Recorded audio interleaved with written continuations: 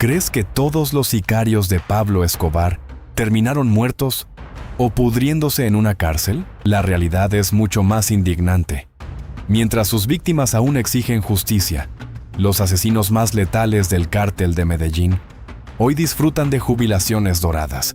Se convirtieron en líderes religiosos en Europa, inversores inmobiliarios y dueños de hoteles. Hoy te revelamos cómo este grupo selecto logró burlar al Estado para pasar de criminales perseguidos a millonarios intocables.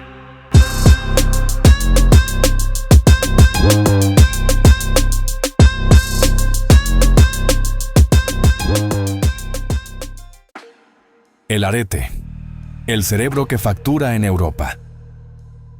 Mario, ¿usted cuántos muertos tiene a sus espaldas? No recuerdo. ¿Perdió la cuenta? No, es que nunca hago cuenta de eso porque creo que es muy tenebroso. Carlos Mario Alzate. Urquijo, conocido bajo el alias de El Arete, representa una categoría distinta dentro del organigrama del cártel de Medellín, mientras que la mayoría de los sicarios de Pablo Escobar eran reclutados en las comunas populares y tenían una vida útil corta. Alzate Urquijo pertenecía a la élite operativa de la organización. No era un gatillero que buscaba reconocimiento en las calles. Era un hombre con formación académica, estudiante de biología marina y poseedor de una mente analítica que aplicó con frialdad a la logística del terror. Su posición en el círculo más íntimo de Escobar no se debía únicamente a su eficiencia criminal, sino a un vínculo de sangre inquebrantable. Su madre era prima hermana de Pablo Escobar y de Gustavo Gaviria. En una estructura donde la traición se pagaba con la muerte, ser familia era el activo más valioso.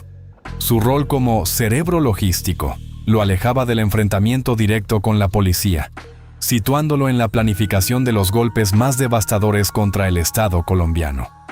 El Arete fue el arquitecto detrás de dos eventos que cambiaron la historia del país. El primero fue el atentado al avión de Avianca, el 27 de noviembre de 1989. Alzate. Urquijo coordinó la introducción de un maletín cargado con explosivos en el vuelo 203, con el objetivo de asesinar al entonces candidato presidencial César Gaviria. La explosión en pleno vuelo desintegró la aeronave y terminó con la vida de 107 personas. El segundo fue el atentado contra el edificio del DAS en diciembre del mismo año, donde el uso de un bus bomba cargado con 500 kilos de dinamita dejó un saldo de 63 muertos y más de 600 heridos. Estos no fueron actos impulsivos, sino operaciones militares planificadas por un hombre que entendía de química, tiempos y estructuras. A pesar de la gravedad de estos crímenes, que en cualquier otra jurisdicción habrían significado múltiples cadenas perpetuas, el Arete supo jugar sus cartas con el sistema judicial. En febrero de 1993, cuando el cerco sobre Escobar se cerraba y los pepes diezmaban a los mandos medios del cártel, Alzate Urquijo decidió entregarse a la Fiscalía General de la Nación. Su rendición fue una maniobra de supervivencia calculada.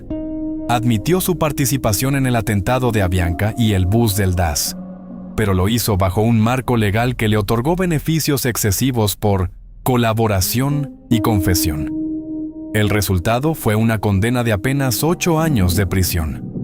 La matemática de la justicia en su caso es indignante. Pagó aproximadamente 27 días de cárcel por cada una de las 107 víctimas mortales del avión de Avianca, sin contar las víctimas del DAS y otros asesinatos selectivos que se le atribuyen. Cumplió su condena en el pabellón de alta seguridad de la cárcel de Itagüí, un lugar que, en la práctica, funcionaba como un centro de mando para los antiguos miembros del cártel que aún conservaban poder y dinero. Al recuperar su libertad en el año 2001, el escenario era peligroso para él. Carlos Castaño y las autodefensas tenían una orden de ejecución en su contra como represalia por la guerra de los años 80. De hecho, apenas salió de prisión, sufrió un atentado del cual salió ileso. Fue en ese momento cuando el Estado colombiano, en lugar de dejarlo a merced de sus enemigos, facilitó su salida del país, bajo una identidad protegida y con el estatus de testigo protegido en procesos internacionales, Alzate Urquijo fue enviado a España. Lo que ocurrió después es la transición de un terrorista a un inversionista de alto nivel. El dinero que El Arete manejó durante el apogeo del cártel de Medellín nunca fue recuperado en su totalidad. Se estima que grandes sumas fueron desviadas a cuentas en el exterior y a caletas físicas que el bloque de búsqueda jamás localizó. Al llegar a Europa, ese capital fue la semilla de su nueva vida. Según informes de organismos de inteligencia y seguimientos financieros, Alzate Urquijo se estableció en la costa española, específicamente entre Barcelona y la región de Murcia. Allí, bajo su nombre falso, incursionó con éxito en el sector inmobiliario.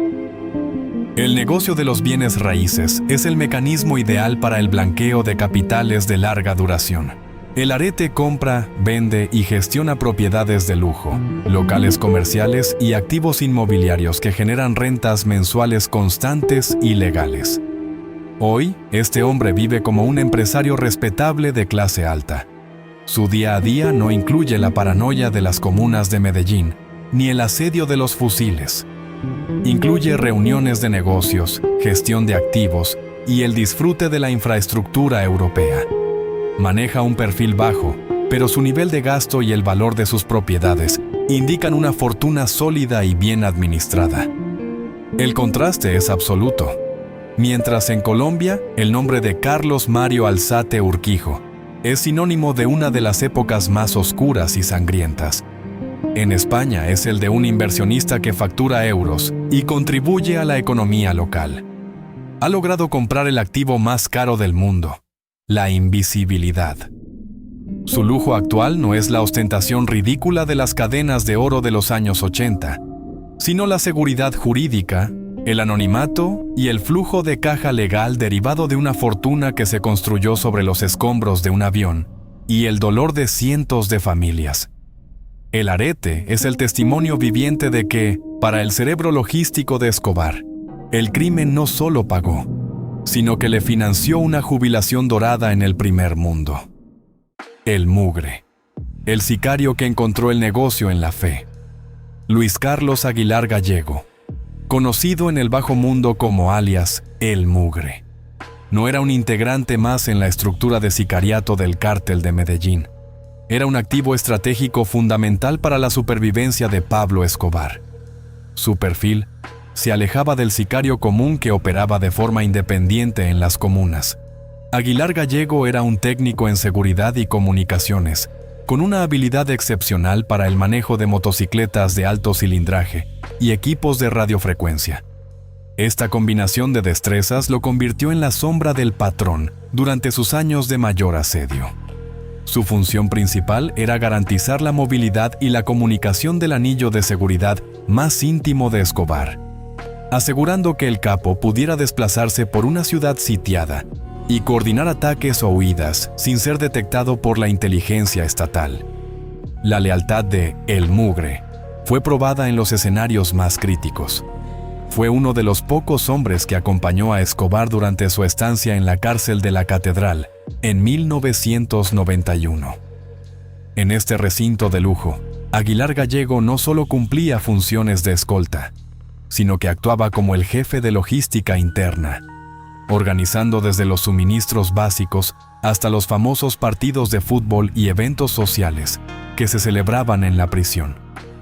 Cuando Escobar decidió fugarse en julio de 1992, tras enterarse de su inminente traslado a una cárcel militar, El Mugre fue uno de los hombres que atravesó los muros con él, manteniéndose a su lado en los meses de persecución más intensa que haya vivido criminal alguno en la historia del país.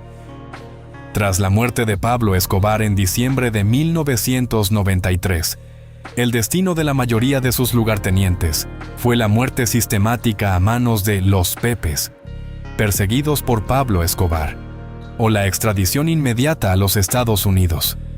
Durante años, el nombre de Luis Carlos Aguilar Gallego desapareció de los registros policiales y de las crónicas judiciales, lo que llevó a las autoridades a suponer que había sido eliminado en la purga interna del cártel o por sus enemigos.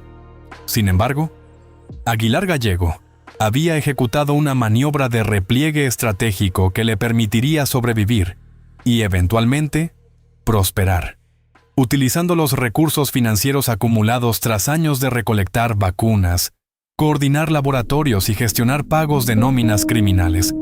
Logró salir de Colombia con rumbo al Cono Sur. Su reaparición en Argentina marcó el inicio de lo que muchos analistas de inteligencia consideran la operación de blanqueo más sofisticada de un exmiembro del Cártel de Medellín, su conversión al cristianismo y su ascenso como pastor. El catalizador de esta transformación fue una tragedia personal, el fallecimiento de una de sus hijas, evento que Aguilar Gallego utilizó como piedra angular para construir una narrativa de redención absoluta. En Argentina, fundó y lideró una congregación religiosa, dejando atrás el fusil para empuñar la Biblia. Pero esta transición no fue meramente espiritual. Fue una jugada financiera maestra. Las iglesias, por su naturaleza jurídica y administrativa en muchos países latinoamericanos, ofrecen ventajas de fiscalización que son ideales para la gestión de capitales de origen opaco.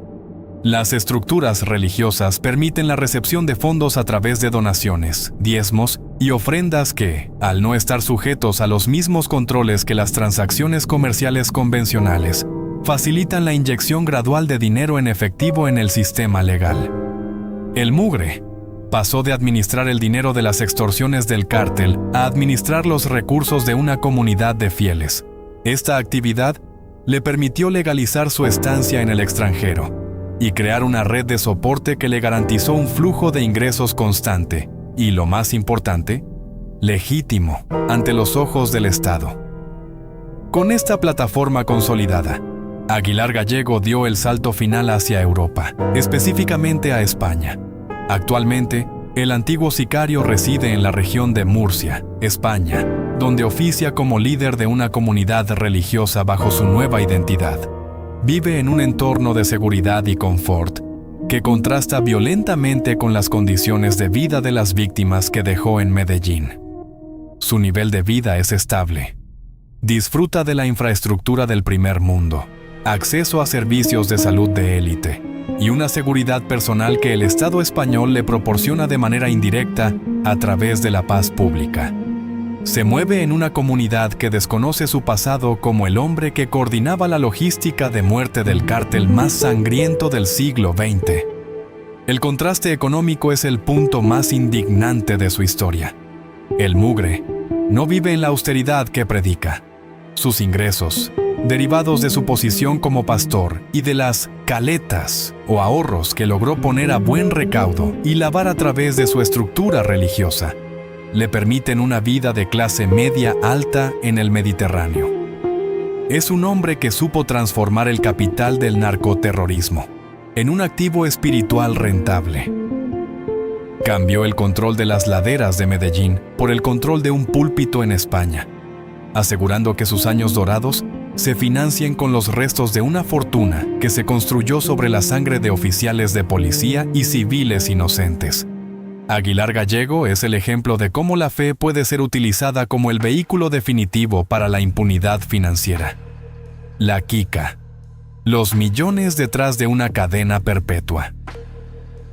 En el país donde sucedieron los hechos y que ha hecho la investigación, nunca me acusaron de ello. Y en un país ajeno a los hechos, con puras mentiras, con testigos falsos, me condenaron por ello. Dandeny Muñoz Mosquera, alias La Quica, es el único nombre de esta lista que no disfruta de la libertad física en las calles de Europa o Suramérica. Sin embargo, su situación actual es quizá el testimonio más perturbador de cómo el capital acumulado por el cártel de Medellín no solo sobrevive, sino que tiene la capacidad de operar a través de las décadas y las fronteras más custodiadas. Recluido en la prisión de ADX Florence, en Colorado, conocida como el Alcatraz de las Rocosas, La Quica cumple 10 cadenas perpetuas más 45 años adicionales. Es el prisionero colombiano más custodiado en la historia de los Estados Unidos, encerrado en una celda de concreto de la que solo sale 1 hora al día. Pero mientras su cuerpo está confinado en el aislamiento más absoluto, su rastro financiero sigue moviendo engranajes de alto nivel.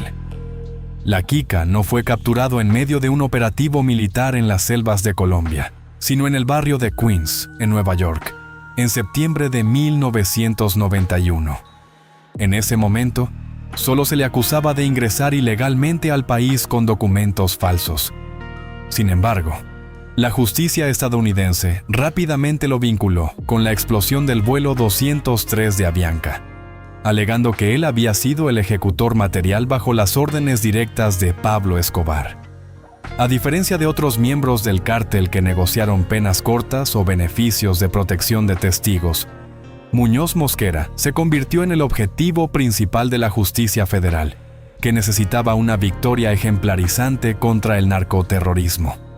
Pero es aquí donde el contraste económico se vuelve evidente.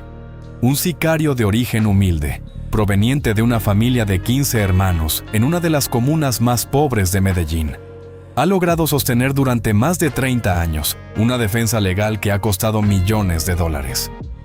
Para dimensionar este gasto, es necesario analizar lo que implica litigar en el sistema federal de los Estados Unidos a ese nivel. La Kika ha contado con equipos de abogados de élite, peritos internacionales en explosivos y firmas de investigación privada que han viajado repetidamente entre Washington y Medellín para buscar evidencias y testimonios que permitan reabrir su caso.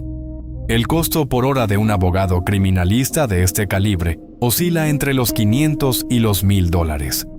A esto se suman los gastos de logística para movilizar testigos y los pagos por peritajes técnicos que buscan desacreditar la versión oficial del atentado de Avianca. Un simple cálculo indica que la cifra total invertida en su defensa supera por mucho lo que cualquier familia de clase media colombiana podría ahorrar en varias vidas. La pregunta lógica es, ¿quién financia esta maquinaria legal inagotable? La respuesta no se encuentra en ahorros legítimos, sino en la red de activos residuales que el cártel de Medellín dejó sembrada antes de su desarticulación oficial. Escobar y sus lugartenientes de confianza, como los hermanos Muñoz Mosquera, incluyendo a su hermano alias Tyson, abatido en 1992, crearon estructuras de capital a través de testaferros, sociedades anónimas de papel y empresas fachada en sectores como el transporte y la construcción. Estos fondos funcionan como una suerte de seguro de lealtad o pensión criminal. El pacto era claro. Mientras el integrante mantuviera el silencio y no delatara las rutas o las identidades de los socios invisibles, su familia y su defensa jurídica estarían garantizadas de por vida. La Kika ha mantenido un silencio sepulcral durante 3 décadas y, a cambio, el flujo de dinero para sus abogados nunca se ha detenido. Este contraste económico se extiende a su entorno familiar en Colombia. A diferencia de los miles de jóvenes sicarios desechables que morían en las calles de Medellín, dejando a sus familias en la miseria absoluta, el núcleo cercano de Muñoz Mosquera ha mantenido un estatus económico sólido y estable. No viven en las laderas marginales donde Dandeni creció. Residen en zonas seguras. Manejan negocios que operan dentro de la legalidad formal y cuentan con una calidad de vida que no corresponde a los ingresos de una familia promedio de la comuna. Este es el resultado del blanqueo de capitales a largo plazo. El dinero sucio de los años 80 fue inyectado en la economía legal a través de terceros, permitiendo que hoy, décadas después, se convierta en el sustento de una estirpe que vive de las rentas del terror. Incluso en los últimos años, con el auge de las redes sociales y los documentales, han surgido campañas mediáticas de alta factura que buscan presentar a la Kika como un chivo expiatorio de la justicia americana. Estas campañas no son esfuerzos orgánicos de familiares. Requieren de agencias de comunicación y asesores de imagen que también cobran tarifas elevadas. El objetivo es claro: presionar por un indulto o una revisión de la condena, basándose en supuestas nuevas pruebas aportadas por otros ex sicarios como el alias Popeye o El Arete. El capital de la Kika está trabajando activamente para comprarle una oportunidad de salida, utilizando el dinero acumulado durante el auge de la cocaína para erosionar la sentencia más firme del sistema judicial estadounidense. El caso de La Quica es la evidencia de que la derrota militar de un cártel no significa su desaparición económica. Dandeni Muñoz Mosquera es un prisionero de máxima seguridad sostenido por una fortuna de libre movimiento. Su celda en Colorado es de concreto, pero sus abogados se pagan con el oro oculto de Medellín. La lealtad en el mundo de Escobar no se basaba solo en el miedo, sino en la garantía de que el dinero seguiría facturando para los suyos, incluso desde el fondo de una prisión de por vida. La Quica es el recordatorio de que las caletas del narcotráfico no son solo huecos en la tierra llenos de dólares. Son también estructuras financieras sofisticadas que siguen protegiendo a los verdugos mientras las víctimas apenas sobreviven al olvido. Por otro lado, existen decenas de mandos medios que nunca fueron figuras públicas y que hoy son dueños de empresas de transporte, constructoras y fincas productivas en el departamento de Antioquia. Estos hombres cumplieron penas de 5 o 6 años a finales de los 90 y salieron a recuperar lo que habían invertido en tierras y negocios legales. Muchos de los edificios que hoy forman el skyline de sectores exclusivos de Medellín fueron financiados, en su origen, con dinero que pasó por las manos de estos sicarios sobrevivientes. Compraron flotas de camiones de carga y estaciones de servicio, negocios que permiten mover grandes cantidades de efectivo de manera legal. Hoy asisten a juntas directivas, viajan al exterior en primera clase y sus hijos forman parte de la nueva burguesía empresarial del país. Su lujo no es la ostentación de las cadenas de oro, sino la capacidad de ser tratados como ciudadanos respetables mientras sus activos siguen creciendo. Un sector donde el contraste económico entre el pasado criminal y el presente empresarial es más evidente, es el del turismo rural y el agroturismo de alto nivel. Durante los años 80 y 90, vastas extensiones de tierra en el Magdalena Medio, el oriente antioqueño y el área de influencia de Puerto Triunfo y Doradal fueron el epicentro operativo del cártel de Medellín. Estas propiedades, adquiridas con excedentes del narcotráfico, cumplían funciones logísticas críticas. Servían como centros de acopio de cargamentos, laboratorios de procesamiento y, en muchos casos, como campos de entrenamiento para las estructuras de sicariato que aterrorizaron al país. Hoy, ese inventario inmobiliario ha sufrido una transformación radical. Decenas de estas fincas han sido remodeladas y convertidas en hoteles boutique, centros de convenciones o lujosos glampings que aparecen en las principales plataformas de reserva internacionales. El cambio es drástico. Las mismas pistas que antes recibían avionetas cargadas de alcaloides, ahora funcionan como helipuertos para turistas de alto poder adquisitivo. Espacios que fueron utilizados para el ocultamiento de armas o la ejecución de enemigos del cártel, hoy cuentan con spas, piscinas infinitas y servicios de ecoturismo que cobran tarifas superiores a los $200 por noche. La estructura de propiedad de estos terrenos es el punto clave de la impunidad financiera. A pesar de los esfuerzos del Estado por aplicar la extinción de dominio, muchos de estos activos lograron ser blindados a través de complejas redes de testaferros y sociedades anónimas creadas hace décadas.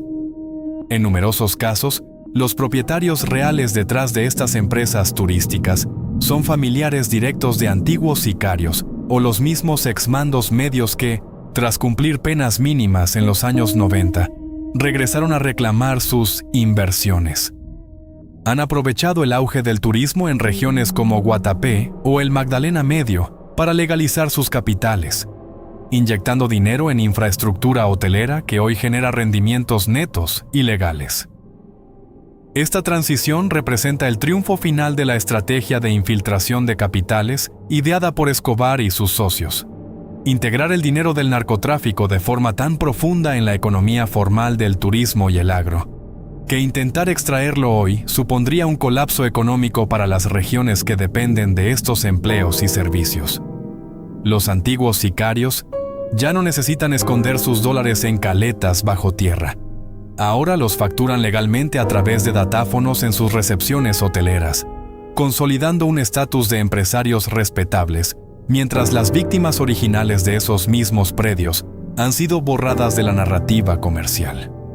El contraste entre los sicarios de Escobar que viven como millonarios y la situación de sus víctimas es la mayor falla del sistema judicial colombiano.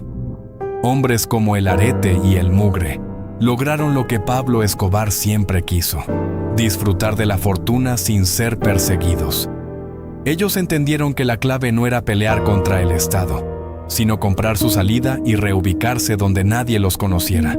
Hoy, la riqueza de estos hombres está blindada por el tiempo y por la legalidad de sus nuevos negocios. Mientras el país sigue discutiendo sobre el legado de los años 80, los protagonistas de esa violencia están ocupados administrando sus inversiones en Europa y Suramérica. El dinero no desapareció con la muerte de Escobar, simplemente cambió de manos y de nombre, asegurando que los verdugos terminaran sus días en la opulencia. Este es el panorama real de quienes sobrevivieron al cártel de Medellín. No son fugitivos hambrientos, son empresarios, pastores y rentistas que supieron cambiar el plomo por el oro.